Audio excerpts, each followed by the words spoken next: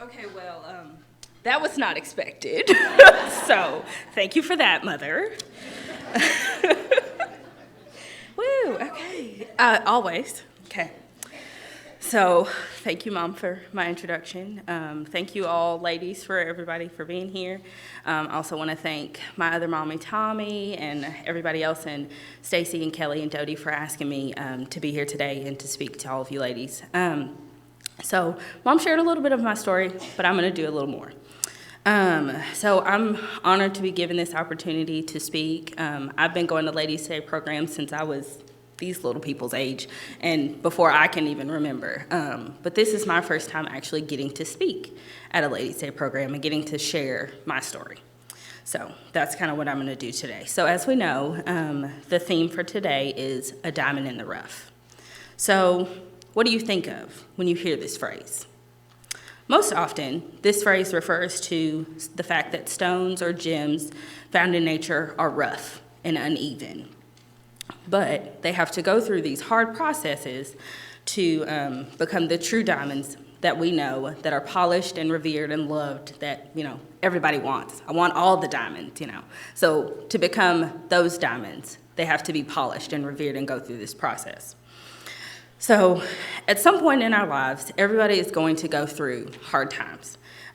We can either let those hard times tear us down or build us up.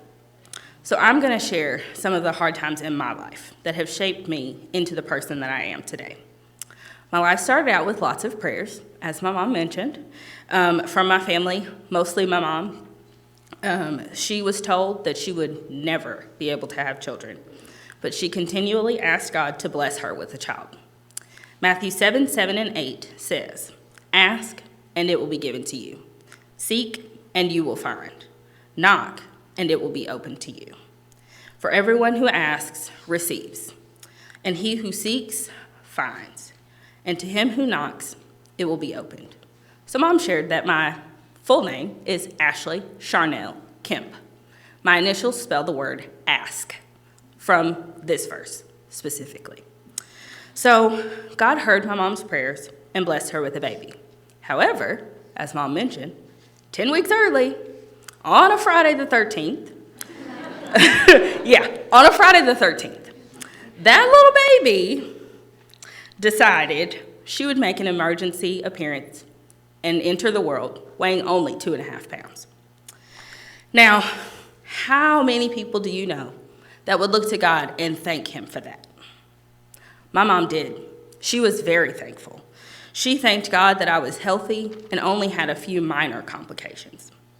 But after a few months in the hospital, I was able to go home and be with my family and continue my life.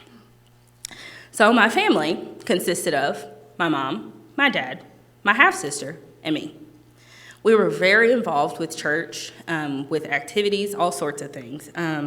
We learned about God. We talked about God all the time. We prayed. We did Bible studies with people from church, people in the neighborhood, all sorts of things.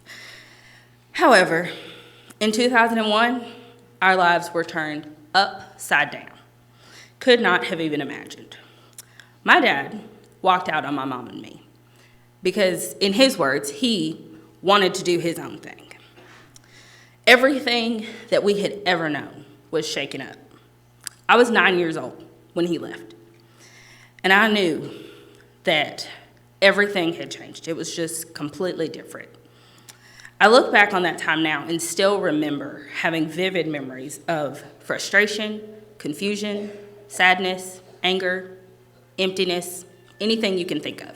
I had it. I was frustrated and upset. I knew that life had changed forever, but I could not have imagined the lasting impact that it would have had on me. So, my mom and I moved. We stayed there for a year. We were in Houston. We moved 10 hours away, here to Memphis, where my mom's family is from. Some of her family is here today. And so, we knew that we needed the support and love from these people that truly cared for us and would take care of us.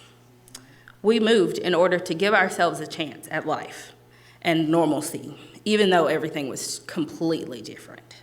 So there we were, a single mom and a 10-year-old trying to live life in this brand new place and trying to adjust to this new life. I cannot help but remember feeling like I was not good enough for my dad, and that I had been rejected by somebody that was supposed to love me unconditionally.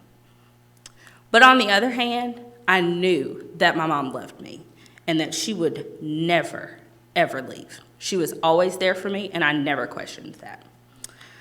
She even had shirts made for us, 2 shirts.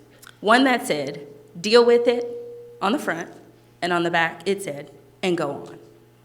The other shirt said, "Hakuna Matata," which means, for those of you, I hear you laughing, which means no worries, from my all-time favorite movie, Disney movie, The Lion King. Those 2 things were our mottos: deal with it and go on, and Hakuna Matata, no worries. So my mom and I found a new rhythm. We found a new way to adjust. Things started getting better. We found a great church home here at Great Oaks, became very involved in all sorts of things. I became involved in the youth group. I got involved in Lads to Leaders, all sorts of things. We became involved in all sorts of groups and activities. So at 13, after we had been here at Great Oaks for several years and I had been talking to my mom, at 13, I was baptized by my 90-year-old grandfather with the assistance of our youth minister. So my life really changed at that point. I began to understand more about God and just worked really hard to live for him. However, in the midst of all of that and all of the good things that were going on in life, I was struggling mentally and emotionally. I lived behind this mask of happiness and smiles. Everything was fine, it's perfect, it's great, except it wasn't. I didn't know what to do with the pain and frustration that I was feeling, so I kept it to myself, continued living my life, and went on about my business. And I lived as if everything was okay. But it was not. I did have some people here at church that helped me through some things and helped me to work through some of the pain and the struggles that I was dealing with. But people move, life changes, people do other things, so there went some of my sense of security. And so I built up walls. I wanted to keep people out. I was not going to share. It was my business. Was not letting anybody in.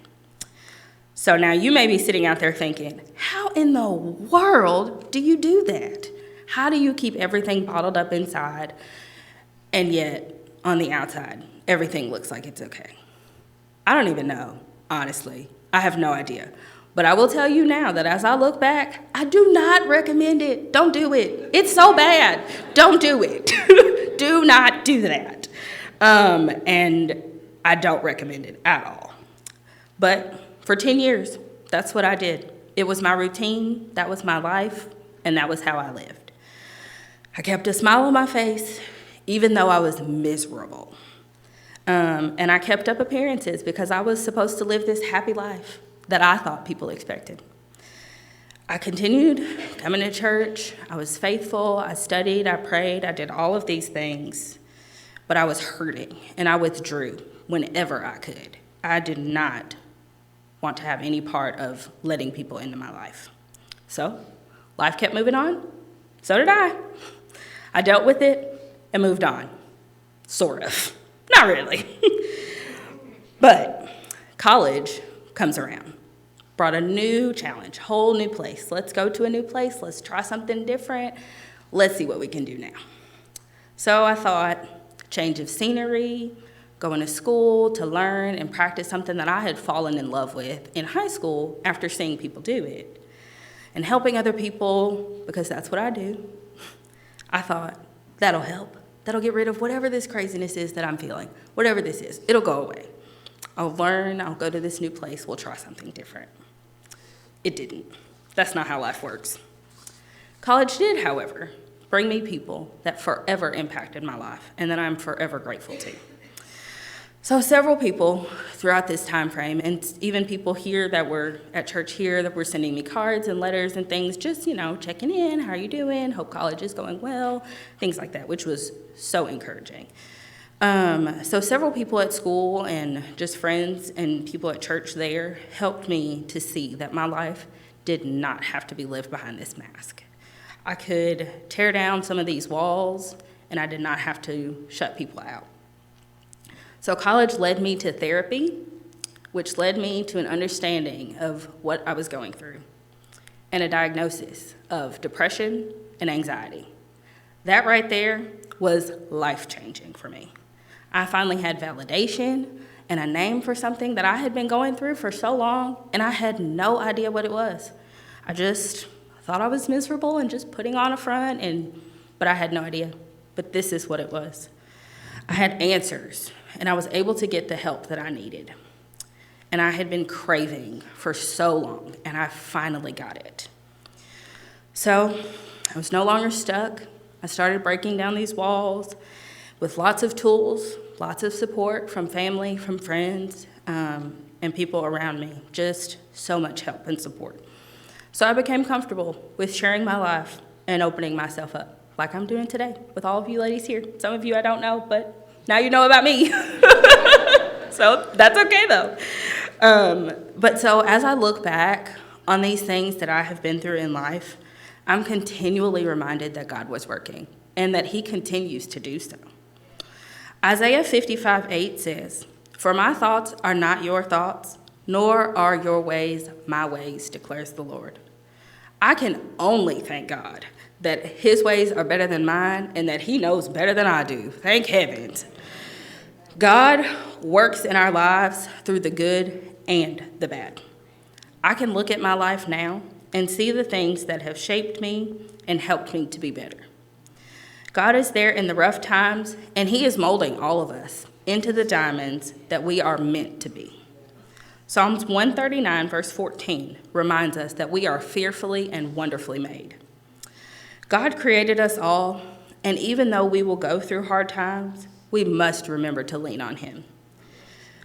I'm going to leave you ladies with one more verse, the verse for today that was read earlier, 1 Peter 1:7.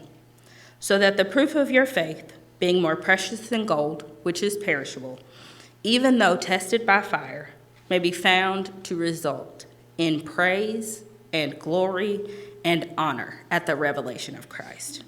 So as I look at my life, and as you ladies look at your lives, I hope that we can see that the times that have been tested by fire will result in praise and glory and honor. Thank you.